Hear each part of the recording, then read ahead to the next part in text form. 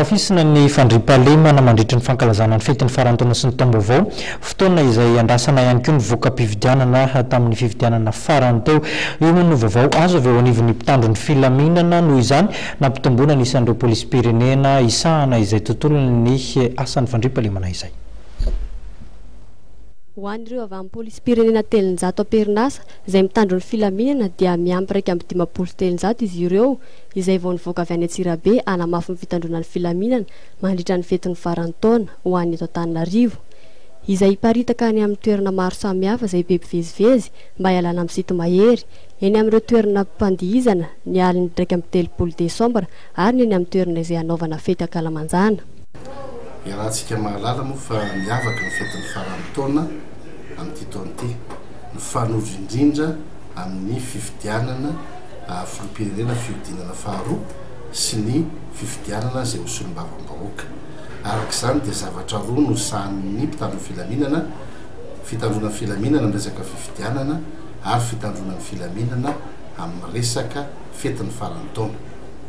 Ny mpitandro filaminana eritreritota zany dia miara-miasa ny polisy-pirenena, ny gendarmerie-pirenena ary ny tafika.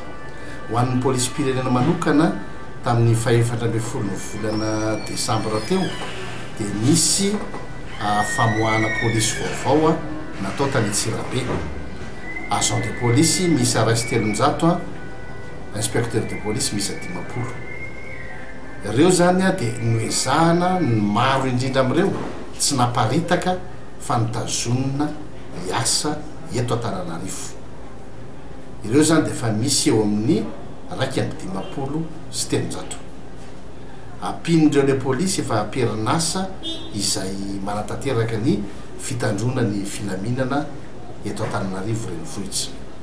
Mizara roa ny polisy, misy zany ireo naparitaka amin'ireo toerana be olona toy ny tsena sy ny toerana fanaovana fety ankalamanjana, satria raha mahalala fa mirongatra ny ariposy sy ny sito mahery sy ny fanendahana rehefa andro be olona famezivezy amin'ny andro fety toy izao. Misy koa zany ireo polisy manao fisafona amin'ireo toerana miheverina ho mafana sy toerana be olona, manao fisafona eny an-dalambe eny izay hitantsika angamba ireny polisy mitety tanàna ireny.